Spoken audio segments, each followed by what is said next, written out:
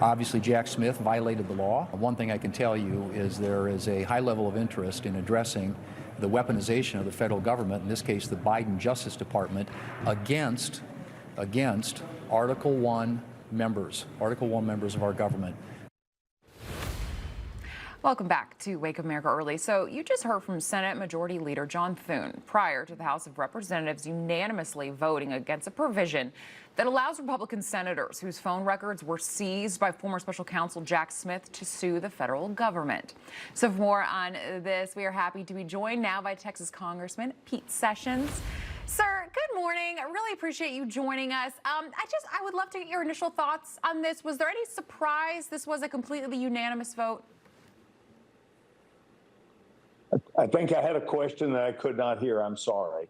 Yeah, I was just wondering your thoughts on what John Thune, and were you surprised at all this was a completely unanimous vote?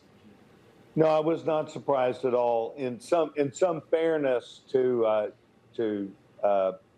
John and the Senate, the House did not properly do its work by completing and having a bill that would be available.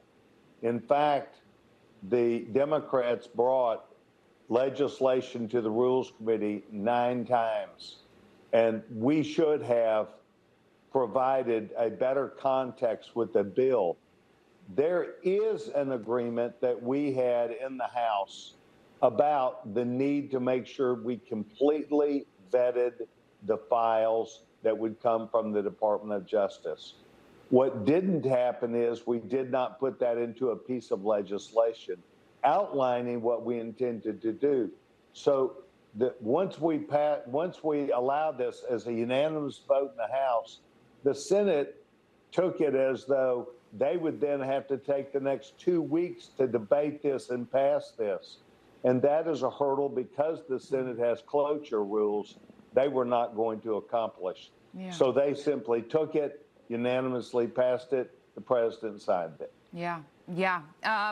We have to move on to this. So your state, the great state of Texas, is in a bit of a redistricting battle after a 3-judge panel placed a temporary block on the map that Republican lawmakers passed over the summer, giving as many as 5 House seats in favor of Republicans.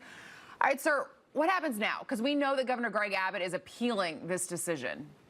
Well, in fact, that's what's happened. I think the state of Texas meticulously went through to make sure that this would pass muster.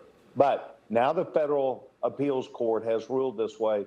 So we would anticipate that the governor will move this directly to the Supreme Court. It seems like that the Supreme Court is the court that's deciding all these major decisions. But in fact, the Supreme Court has had a huge hand in making sure that the law related to redistricting was clearly understood, and that is, as long as the states would choose to do what they would do, that's fine, but it cannot be discriminatory.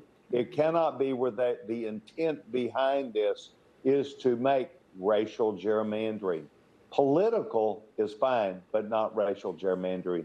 I do not think that the Supreme Court will take very much time because they have seen what has happened. This is a map that's been seen for quite some time. So it'll be interesting. Yeah, no, we are certainly going to be following this. I mean, this is such a hot topic. It's such an important one.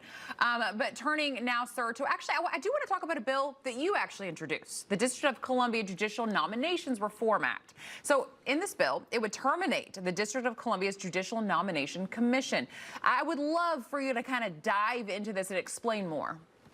Well, let's do look at that. And Alex, thank you very much for your interest. In fact, Washington, D.C. does have a commission that provides and gave to the District of Columbia their opportunity to select their own judges.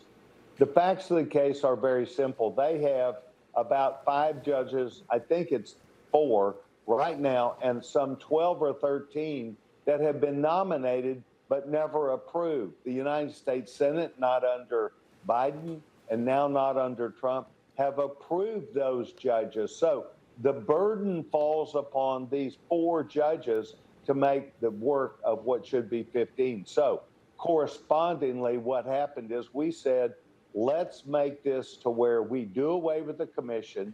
We're not doing away with any of the judges, but we're going to add a component that would rely upon the President of the United States Senate, to please pass these judges and get that done. Because District of Columbia has a crime problem. So we held an open hearing. James Comer, our young chairman of government reform, and I passed this bill, and we did it after speaking directly to the DC City Council and held an open hearing. I believe it's the thing to do, and we've got to give them the relief with credible judges that can pass scrutiny. And this is what I think you will see, whether it's Donald Trump or whether it's some other president. We have to give Washington, D.C. the things that they need with our selection instead of their selection, which I do not believe would pass the Senate. So I think we're going to be in much better stead, Alex. Yeah.